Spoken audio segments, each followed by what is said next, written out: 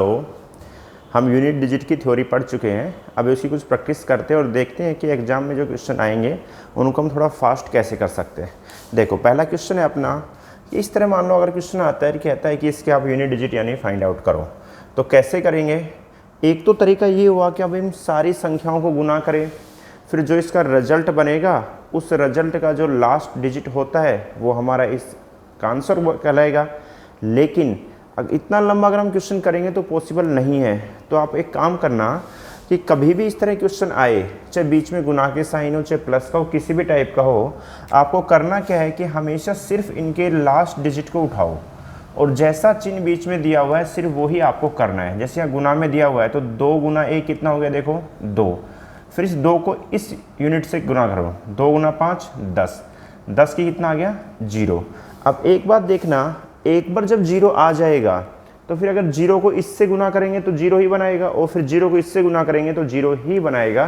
तो इस तरह अगर किसी क्वेश्चन में पूरा का पूरा गुना में है और अगर एक बार 0 आ जाता है तो आपको ज़्यादा करने की ज़रूरत नहीं है, वो सारे क्वेश्चन का यूनिट डिजिट जो रहेगा वो 0 ही रहेगा। नेक्स्ट क्वेश्चन देखते हैं कौन सा है। इसका आंसर हो गया अपना 0। एक क्वेश्चन और देखते हैं इसी टाइप का। अगर क्वेश्चन आपका इस टाइप का 145 प्लस 47 प्लस 52 प्लस 41, मान लो ये क्वेश्चन आया और कहा गया कि जी इसका यूनिट डिजिट निकालो कौन सा होगा। तो कैसे निकालेंगे, या तो इस सारों को प्लस करो और फिर जो रिजल्ट होगा वो हम यहाँ लिख देंगे और उसका जो लास्ट डिजिट होगा वो हमारा आंसर कहलाएगा। लेकिन वो उसमें बहुत ज़्यादा टाइम लगेगा। तो आपको करना क्या चाहिए, देखो इन सब के लास्ट डिजिट को यानी सभी के यूनिट प्लेस पे जो डिजिट लिखा हुआ है उसको हम प्लस कर लेंगे। देखो 7 और 5 कितने हो गए 12। अब इस 12 को भी इस 2 से जोड़ने की जरूरत नहीं है, आप इसका भी यूनिट डिजिट ही उठाओ। 12 कितना हो जाएगा 2 और ये वाला 2 कितना हो गया देखो 4 और इसका यूनिट प्लेस पे क्या लिखा हुआ है 1, यानी 4 और 1 कितना हो गया आपका 5। तो इस क्वेश्चन का जो यूनिट डिजिट बनेगा यानी इकाई के अंक पे जो आंसर अंक आने वाला है वो आपका कितना आएगा 5, जो कि इसका आंसर कहलाएगा। ये बिल्कुल छोटे क्वेश्चन होते ही एग्जाम में नहीं आते, लेकिन बस हम ये बता रहे हैं अगर आ सकता है तो कैसे करेंगे। अब बात करते हैं एग्जाम में किस टाइप के क्वेश्चन आते हैं यूनिट डिजिट से। एग्जाम में जो क्वेश्चन आएंगे वो होते हैं आपके पावर वाले क्वेश्चन, कि घात के साथ जो लिखा होगा वो कैसे करेंगे। जैसे थ्योरी में हमने पढ़ा था कि पावर के क्वेश्चनों को हम किस तरह सोल्व करेंगे, एक बार मैं रिवाइज करा रहा हूँ उसको। अगर हमारे पावर लास्ट में देखो एक होती है संख्या और एक होती है उसकी पावर। एक बार बात करते हैं किस चीज़ में बात कर रहा हूँ। देखो हमने कहा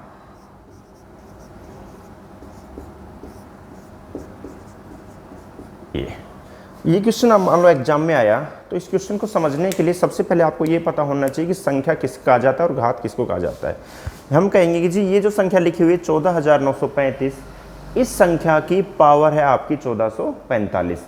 तो आपको करना क्या है, कभी भी क्वेश्चन सोल्व करते वक्त आपको हमेशा सबसे पहले जो ये दी गई संख्या है इसका यूनिट डिजिट देखना है कौन सा है। यहाँ पर अगर आपका 0, 1, 5 और 6 होता है तो आपकी पावर कुछ भी हो कोई फ़र्क नहीं पड़ता। अगर यहाँ 0 है तो इसका आंसर जो यूनिट डिजिट बनेगा वो 0 ही रहेगा। अगर यहाँ पर 1 है तो उसका आंसर 1 ही रहेगा। अगर यहाँ 5 है तो 5 ही रहेगा और अगर यहाँ पर 6 है तो 6 ही रहेगा।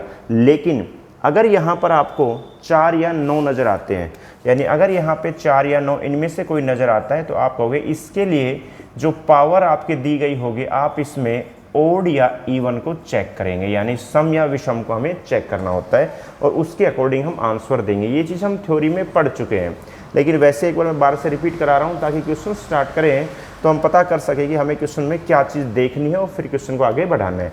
लेकिन अगर हमारा यहाँ पर यानी यहाँ दी गई संख्या के लास्ट में 2, 3, 7 और 8 अगर इनमें से कोई डिजिट आता है तो आपको करना क्या है, जो भी आपकी पावर यानी घात है इसमें आपको 4 का भाग देना है और उसका जो रिमाइंडर बचेगा, क्योंकि जब हम पावर में 4 का भाग देंगे तो जो रिमाइंडर बचने की संभावनाएं होंगी वो बचेगा, या तो 1 रिमाइंडर बचेगा या 2 रिमाइंडर बचेगा या 3 बचेगा या पूरा पूरा भाग उसमें जाएगा, यानी कंप्लीट रूप से उसको डिवाइड कर रहा होगा। तो जो रिमाइंडर बचेगा उसके अकॉर्डिंग हम उसकी यूनिट डिजिट वाले क्वेश्चन करने से पहले मैं आपको 2 क्वेश्चन करवाता हूं, क्योंकि ये दोनों ही क्वेश्चन एग्जाम में आए हुए हैं और सिर्फ इनकी हमें जो लैंग्वेज लिखी होती है वो पता होना चाहिए कि क्वेश्चन किस बारे में हमसे पूछ रहा है। एक क्वेश्चन एग्जाम में आया था कि सभी विषम अभाज्य संख्याओं को अगर गुना किया जाए, ध्यान से सुनना क्वेश्चन को, सभी विषम अभाज्य संख्याओं को गुना किया जाए तो उनका जो गुणनफल होगा उसका इकाई अंक क्या होगा, ये क्वेश्चन था। तो सबसे पहले हमें ये पता होना चाहिए कि विषम संख्या क्या होती है और फिर उसके बाद अभाज्य संख्या क्या होती है। अगर विषम और अभाज्य संख्या की बात की जाए तो विषम संख्याएं वे संख्याएं होती है जिसके अंदर हम 2 का भाग नहीं दे सकते, और अभाज्य संख्याएं वे संख्याएं होती है जिसमें या तो 1 का भाग जाएगा या फिर खुद उस नंबर का अपने आप में भाग जाएगा। जैसे एग्जाम्पल के तौर पे हम कहें 3 को अगर हम भाग देने की बात करें तो 1 का भाग जाएगा 3 में या फिर 3 का भाग जाएगा। हम बात करें 7 की, तो 7 भी हमारी विषम अभाज्य संख्या है, क्योंकि 7 में या तो 7 का ही भाग जाता है या फिर सीधा 1 का भाग जाता है, किसी और नंबर से 7 नहीं कर सकता। ऐसे 11 होता है, 13 होता है, 17 होता है, 19 होता है, तो ये सब हमारी विषम अभाज्य संख्याएं हैं। तो क्वेश्चन ने कहा कि सभी विषम अभाज्य संख्याओं अगर हम गुना करें तो हमारा जो रिजल्ट बनेगा उसका इकाई अंक क्या होगा। तो पहले विषम अभाज्य संख्याओं को लिख लेंगे। पहली विषम अभाज्य संख्या कौन सी होती है, 1 खुद ही होता है, उसके बाद आपका 3 होगा, उसके बाद आपका 5 होगा, उसके बाद आपका 7 होगा, फिर आपका 11 होगा। इस तरह से होंगे आपके, आगे बढ़ते जाएंगे। देखो हम स्टार्टिंग में ही हमें पता चल जाता है कि इसका आंसर क्या बन सकता है। कैसे, आपने 1 को 3 से गुना किया, कितना हुआ 3, 3 को 5 से किया, कितना हो गया 15। अब 15 में इकाई अंक क्या बनेगा, 5 बनेगा, यानी हम कहेंगे 1 को 3 से गुना करेंगे जी 3 को 5 से गुना करेंगे कितना आया 15, और 15 में इकाई अंक कितना 5। अब इस 5 को आप किसी भी विषम संख्या से गुना करोगे, देखो 5 7 35 में यूनिट डिजिट 5, और 5 को फिर 1 से गुना करेंगे तो 5, यानी अगर 5 को अब हम किसी भी विषम संख्या से गुना करते हुए चलेंगे तो उसका लास्ट में हमेशा 5 ही रहने वाला है, कभी और कोई नंबर नहीं बन सकता। तो इस क्वेश्चन का आंसर हो जाएगा कि सभी विषम अभाज्य संख्याओं गुना किया जाए तो उसका इकाई अंक कितना होगा आपका 5। उसका कारण है क्योंकि इसमें 5 आता है, और इसको अगर हम किसी से भी गुना करते हैं तो लास्ट में क्या रहेगा 5 ही रहने वाला है। नेक्स्ट क्वेश्चन देखते हैं, सभी सम संख्याओं को अगर गुणा किया जाए तो हमारा यूनिट डिजिट क्या बनेगा। सम संख्या, सबसे पहली सम संख्या कौन सी होती है, 2 होती है। तो हम कहेंगे जी पहली सम संख्या यानी वो संख्या है जिसमें 2 का भाग जा रहा होता है। 2 गुना 4 गुना 6 गुना 8 गुना 10 गुना 12, देखो, और ऐसी संख्या आगे बढ़ती हुई जाएंगी। भाई सभी सम संख्या यही हुई ना, सम संख्या नहीं वो संख्या जिसको 2 काट रहा होता है, तो 2 4 6 8 10 12 ऐसे चलती हुई जा रही है। अगर इन सब को गुना करो और फिर जो एक रिजल्ट बनेगा, जो रिजल्ट के लास्ट में क्या आएगा बस ये बताना है हमें। तो क्या आएगा, देखो आप देख रहे हो कि जी इसमें 0 आ रहा है, 10 में जो 0 होता है, अगर इस 0 को आप इधर भी किसी से गुना करो और चाहे इस 0 को आप इधर भी किसी से भी गुना करो, आप खुद देखो 10 को चाहे आप 5 से गुना करो, चाहे 10 से गुना करो, चाहे 40 से गुना करो, चाहे 38 से गुना करो, किसी से भी गुना करो, लास्ट में जो 10 का 0 लास्ट में ही रहेगा। तो इस 0 को अगर हम इधर किसी से भी गुना करें, इधर किसी से भी गुना करें, तो लास्ट में तो क्या रहेगा 0 ही रहने वाला है। तो इसका जो इकाई अंक बन जाएगा वो क्या हो जाएगा आपका 0 हो जाएगा, जो कि आपका इस क्वेश्चन का आंसर कहलाएगा। ठीक है, अब हम क्वेश्चन करेंगे पावर वाले क्वेश्चन, वो कैसे करते हैं देखते हैं। तो स्टार्ट करते हैं अभी पावर वाले क्वेश्चन की, और मैं बिल्कुल बहुत इजी लेवल से ले रहा हूँ ताकि आपके कंसेप्ट क्लियर हो जाए, ताकि फिर एग्जाम में कुछ भी क्वेश्चन आएगा। क्योंकि सबसे बड़ी बात यह है कि जो भी क्वेश्चन पावर वाले आएंगे उनमें सब में आपको जो चेक करना है सबसे पहले वो है कि दी गई संख्या के लास्ट में कौन सा डिजिट है, यानी इकाई अंक कौन सा है। अब इकाई अंक पॉसिबल ही कौन से हो सकते हैं, या तो 0 होगा या 1 2 3 4 से ऐसे करते हुए 9 तक कोई भी नंबर हो सकता है। तो हम उन सारे ही नंबरों की प्रैक्टिस अगर कर लेंगे और उसका आंसर निकालने का तरीका देख लेंगे तो हम कोई भी क्वेश्चन सोल्व कर सकते हैं किसी भी टाइप का। तो सबसे पहले बात करते हैं 1995 की पावर आपको दी गई 1990। क्वेश्चन में सिर्फ आपको ये देखना होगा कि इस दी गई संख्या में इकाई अंक कौन सा है। इसमें कौन सा है आपका जी 5 है। अगर यहाँ पर आपको मैं रूल बता देता हूँ, यहाँ साइड में लिखता रहूँगा, अगर संख्या में इकाई अंक 0 1 5 या 6 इसमें से कोई भी होता है यहाँ पर, तो पावर चाहे आपकी इवन हो चाहे ओड हो चाहे कितनी ही बड़ी हो, उसका इकाई अंक हमेशा सेम रहेगा। सेम से मेरा मतलब अगर 5 है तो 5 रहेगा, 0 है तो 0 ही रहेगा। तो हम डायरेक्ट आंसर निकाल सकते हैं। देखो इसमें कितना आ जाएगा इकाई अंक 5 आ जाएगा, क्योंकि 5 है, पावर कुछ भी हो। इस संख्या में इकाई अंक 0, अरे 0 है तो कोई भी हो, पावर हमें देखने की जरूरत ही नहीं है, हम डायरेक्ट आंसर कहेंगे कि सेम ही रहने वाला है, इसका इकाई अंक आपका 0। इसके अंदर इकाई अंक कितना है, 1 है। 1 की पावर कुछ भी हमें देखने की जरूरत नहीं है, क्योंकि 0, 1, 5 और 6 में हमें रिपीट नहीं करना है, कुछ भी देखना नहीं है, पावर कुछ भी हो सेम रहेगा इकाई अंक, यानी इसका आंसर आपका 1 हो जाएगा। इसका आंसर कितना हो जाएगा, 1996 है, इकाई अंक आपका 6 है, और अगर 6 है तो ये सेम रूल है, 0, 1, 5, 6। ये सब हम थ्योरी में पढ़ चुके हैं पहले कि अगर पावर में संख्या में 0 आ रहा है तो क्यों उसका हम सेम रहने वाला है, ये सब देख चुके हैं। तो आपका 6 का आंसर 6 ही रहेगा। तो इस तरह आपका कुछ भी लिखा है कोई फ़र्क नहीं पड़ता। अब बात करते हैं 4 और 9 के रूल की। 4 और 9 में मैंने आपको बताया था कि अगर 4 की पावर आपकी विषम संख्या होती है तो उसमें इकाई अंक आपका 4 ही रहने वाला है, और अगर 4 की पावर सम संख्या होती है तो उसमें इकाई अंक आपका 6 बन जाएगा। क्योंकि अगर याद नहीं रहता है तो आप अपने माइंड में समझ सकते हो कि 4 की पावर अगर हम 1 करते हैं तो एक विषम संख्या होती है, 4 की पावर 1 का रिजल्ट कितना होता है, 4 होता है, तो आपका 4 ही रहने वाला है। और अगर 4 की पावर सम संख्या है, यानी 2, 4, 6, 8 कुछ भी है, तो 4 की पावर 2 को ही आप अपने माइंड में करो। 4 की पावर 2 कितना होता है, 16 होता है, और 16 में इकाई अंक कितना हो जाएगा आपका, 6 हो जाएगा। इस तरह हम देखेंगे संख्या में इकाई अंक कितना है भाई, 4 है। अगर 4 है, 4 या 9 अगर मुझे यहाँ नज़र आता है तो मेरे माइंड में उसी समय आना चाहिए कि मुझे पावर में इवन या ओड ही चेक करना और कुछ भी चेक नहीं करना, और उसके हिसाब से हम आंसर लिखेंगे। अगर 4 की पावर ये कितना लिखा हुआ है, देखो 1944। आपको अगर ये पहचान करनी कि ये संख्या मेरी सम संख्या है, विषम संख्या है, तो आपको देखना है कि जो लास्ट अंक है, अगर ये लास्ट अंक में 2 का भाग चला जाएगा तो ये आपकी सम संख्या हो जाएगी, और अगर लास्ट वाले डिजिट में 2 का भाग नहीं जा रहा है तो ये आपकी विषम संख्या हो जाएगी। तो 4 में अगर मैं 2 का भाग दूं तो कट रहा है ये, यानी ये मेरी कौन सी संख्या है, सम संख्या है, और अगर 4 की पावर सम है तो उसका आंसर कितना हो जाएगा, 6, यानी इसका यूनिट प्लेस पे जो डिजिट आएगा वो आपका 6 इसका आंसर होगा। अगला क्वेश्चन देखते हैं। 1994 की पावर 1945। आपने देखा संख्या में इकाई अंक कितना है, 4 है। मैं वापस से रिपीट करता हूँ, अगर संख्या में इकाई अंक 4 है तो उसका रीज़न ये हुआ कि उसका जो रूल है वो कहता है कि 4 आते ही आपको इवन और ओड चेक करना है, सम और विषम चेक करना है। तो 4 है, फिर पावर देखनी मेरी सम है या विषम है, क्योंकि लास्ट वाले क्वेश्चन में मैंने सम दिया था, इसमें मैंने विषम दे दिया। अगर यहाँ मेरा विषम है तो 4 की पावर विषम के हिसाब से क्या आ जाएगा, यूनिट प्लेस पे आपका 4 आ जाएगा, यानी इसका आंसर कितना हो जाएगा, 4 आपका आंसर। बात करते हैं 1999 की पावर 1990, यानी वही 9। 4 और 9 में इसलिए एक साथ आपको एग्जांपल दे रहा हूं ताकि आपके रूल एकदम याद हो सके।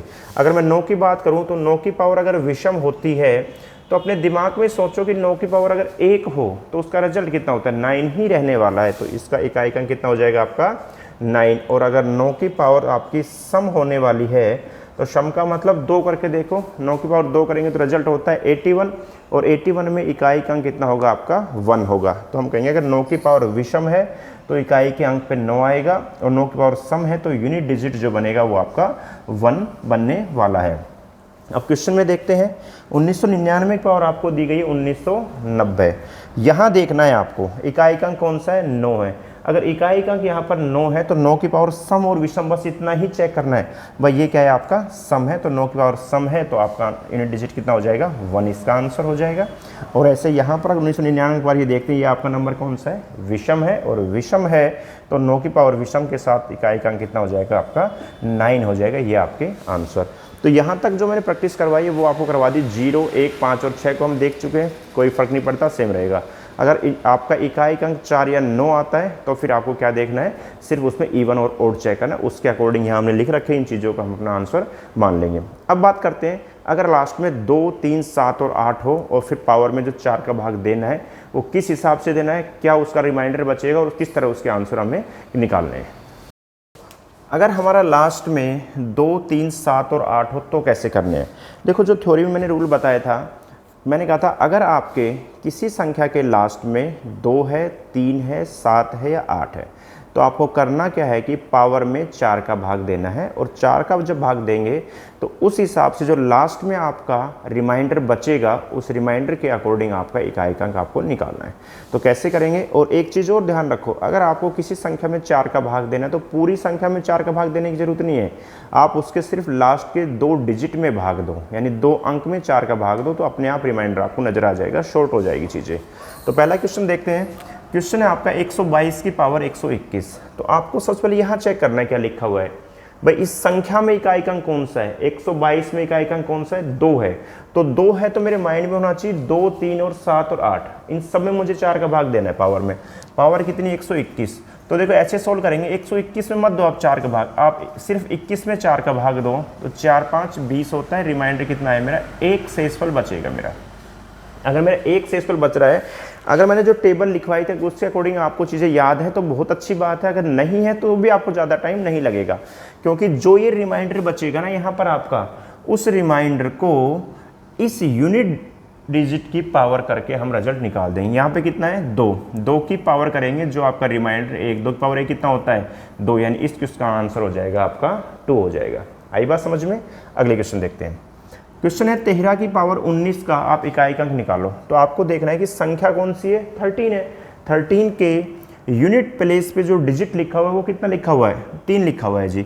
अगर 3 है तो मुझे पावर में 4 का भाग देना, मैं सीधा ही 19 में 4 का भाग दूंगा, तो 4 4 16, 17 18 19 और आपका इसका हो गया जी 3 रिमाइंडर आ गया।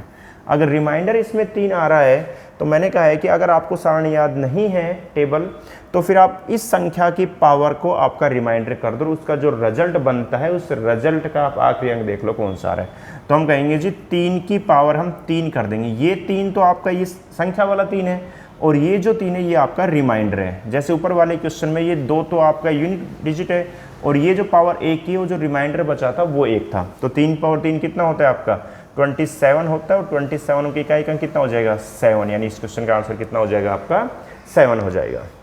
आई बात समझ में। अगले क्वेश्चन पे आते हैं। क्वेश्चन है आपका 1997 की पावर 1995 है।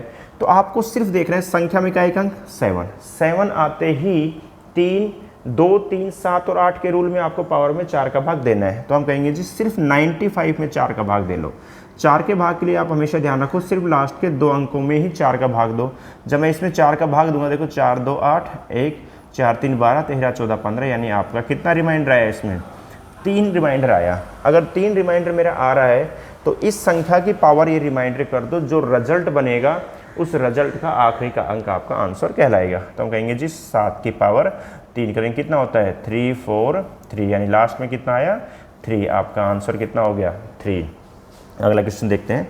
इकाई का अंक देखा हमने 8 है, तो सेम पावर में लास्ट में 4 का भाग देना है। अब इस पूरे में 4 का भाग देंगे तो हम कंप्लीट रूप से डिवाइड हो रहा है, इसलिए इस क्वेश्चन को लिखा था। अगर पूरा भाग जा रहा है तो हम क्या करेंगे, अगर पूरा भाग जा रहा होता है 4 का, तो हम उसकी पावर 4 ही लिखेंगे।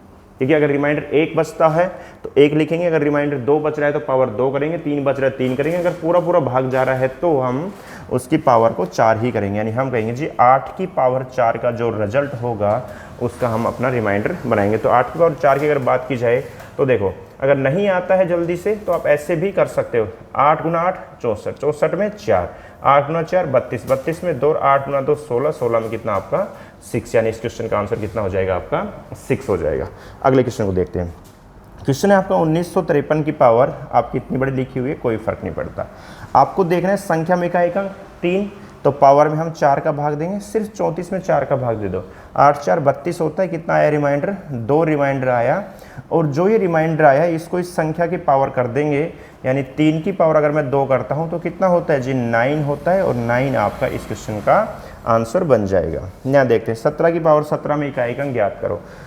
लास्ट में कितना है 7 है, तो 7 के लिए पावर में 4 का भाग देना होता है, और जब मैं इसमें 4 का भाग दूंगा तो 4 4 16 प्लस का 1 रिमाइंडर, और जो 1 रिमाइंडर बचा ये किसकी पावर करेंगे, हम इस संख्या की पावर करेंगे, यानी 7 की पावर 1 करेंगे तो कितना आ गया आपका 7 ही इसका यूनिट प्लेस पे जो डिजिट आने वाला है वो है। तो इस तरह हम इन क्वेश्चनों को कर सकते हैं। अब हम क्वेश्चन करेंगे अगर सारे के सारे मिक्स क्वेश्चन, क्योंकि एग्जाम में इस तरह क्वेश्चन मैक्सिमम आते हैं, लेकिन अगर मिक्स भी आता है तो आपको कोई फर्क नहीं पड़ने वाला, क्योंकि आप सभी का अलग अलग इकाई अंक निकाल सकते हो, और फिर जो साइन बीच में दिया हुआ उस साइन से आप क्वेश्चन को सोल्व कर सकते हो।